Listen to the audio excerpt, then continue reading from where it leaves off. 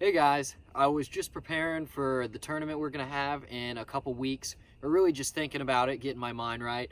And I was thinking, over the past 3 years, I've learned so much from tournament fishing.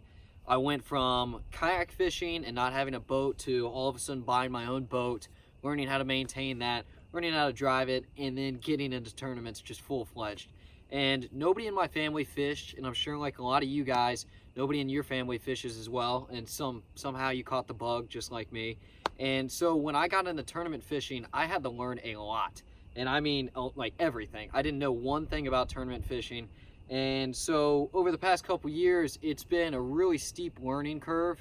And during tournaments, you learn the most while you're in it, and sadly that's the 8 hours you're in it. And then afterwards you look back and you're like, holy crud, I should have done X, Y, and Z. But the tournament's already over. That's your chance. And for the college season, you only get 4+ tournaments a year. And so I've learned a ton, and I wanted to share one thing today with you guys that I think made a tremendous difference. It took me 2 years to really start using this, and the main thing is to be organized. I like to have a clean boat. It took me so long to learn how to do this, and having a clean boat and saves you time. And in the tournament, saving time is what it's all about. And so for saving time, I like to have this right here. This is a day box. Right now it's not extremely full because I'm just out fun fishing and I don't have it actually set up for a tournament, but a day box makes all the difference. And so when you're in a tournament, you obviously are fishing with a partner. You're constantly reaching in your tackle boxes and your compartments. A lot of boats have one right here, and then the person's up front. I have one right here and one right here as well. The boat's not designed that great, but it does the job. But at the end of the day, when you and your partner are fishing, you're constantly breaking off. You're constantly having to retie. You're constantly changing lures. And when somebody's up front and the other person leans the compartment lid into your leg, or leaves it open, or leaves the side compartment open, and you're stepping in it, you're either breaking stuff, you're falling over, you're wasting time, you're not being organized. And so the day box eliminates a ton of that. And say you're fishing patterns for the day. Right now I've got 3 rods on deck. I've got a jerk bait on this spinning rod right here. I've got a shaky head on this other spinning rod, and I've got a brush hog on that. All right, so I want to go through my mind and say, if those patterns are successful, what am I going to need? I'm obviously going to break off a few times. I'm obviously going to have to retie. How can I save myself time? Instead of having to go into this compartment, dig through all the boxes with all your plastics and all your tackle and everything, spend 15 minutes the night beforehand and organize a day box. And so for me, this is what a day box looks like. Some boats already have a small compartment built into them in the front where they store all their stuff. That's great if that's it for you. This works for me right now. It was like $3 at Walmart, so not expensive at all. But in here, I have all my essentials. When I keep my pliers and my scissors, I mainly keep them in either my cup holders or my day box. Personally, I like my cup holders right next to my driver's side seat because I know they're there all the time, and they're very, it's very efficient for me to go into them. I don't have to dig through the day box, grab them, close the lid, do all that. I can just grab them out of my cup holder. In the day box, I have a spare pair of, longer pliers in case a fish swallows a hook and I need to get it out.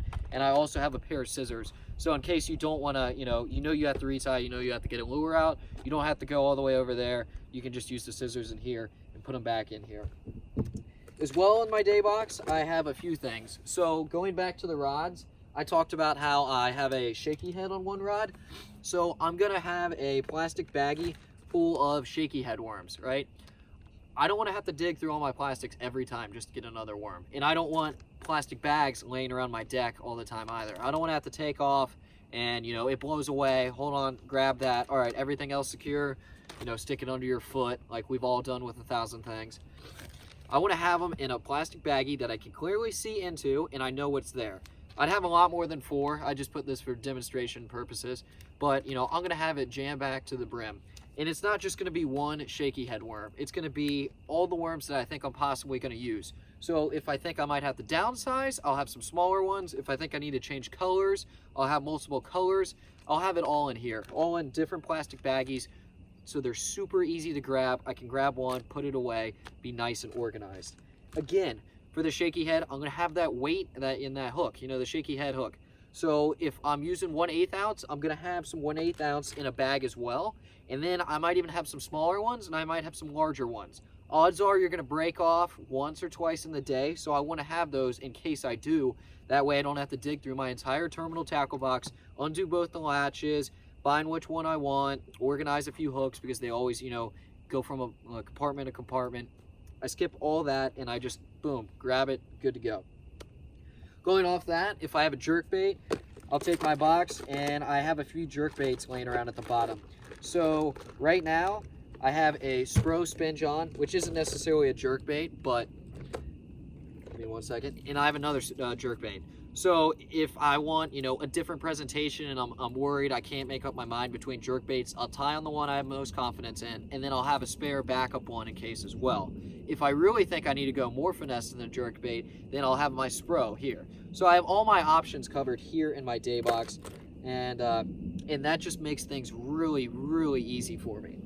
And then moving on, if I've got my brush hog and that set up, you know, I'm gonna have a few of those 1/8 ounce weights, maybe a few bigger ones, a few smaller ones, my stoppers for those as well, and some spare hooks, and obviously some more creature type baits in there in plastic baggies as well. You know, I've got some Ned baits right here. If I think I need to go really finesse, I can do that, or, you know, more shaky head worms, etc.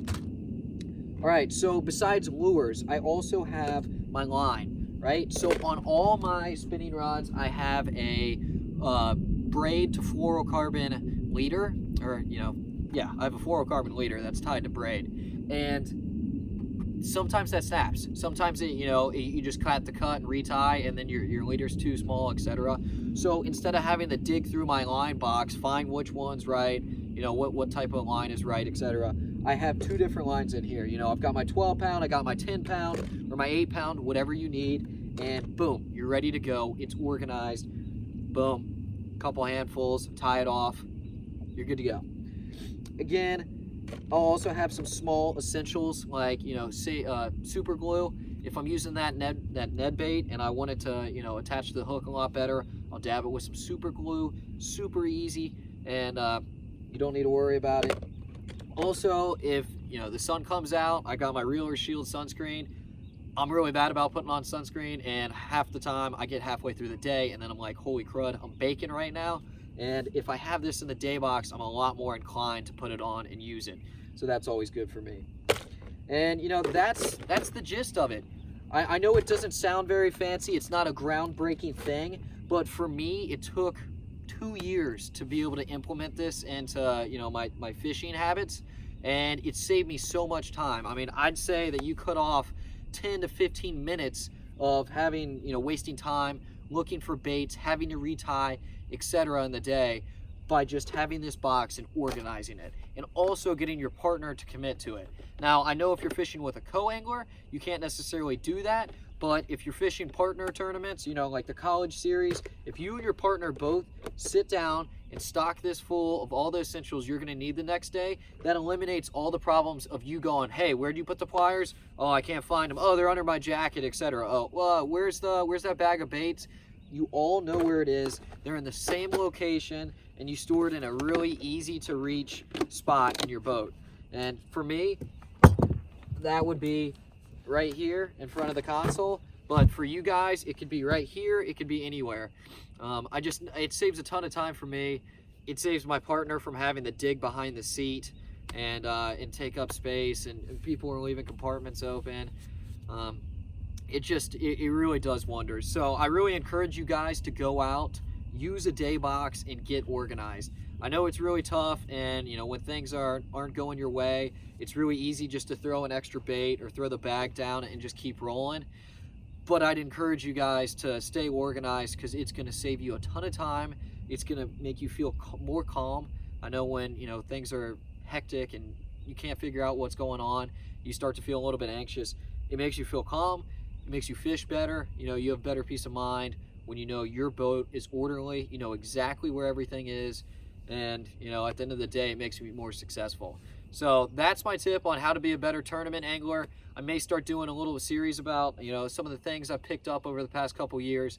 I'm in no shape or form a pro, but I definitely have learned my fair share of things, and I had to learn it the hard way on my own. So the more I can teach you guys up front, the more time you can save by not having to learn and just fishing and performing better. So until next time, guys, see ya.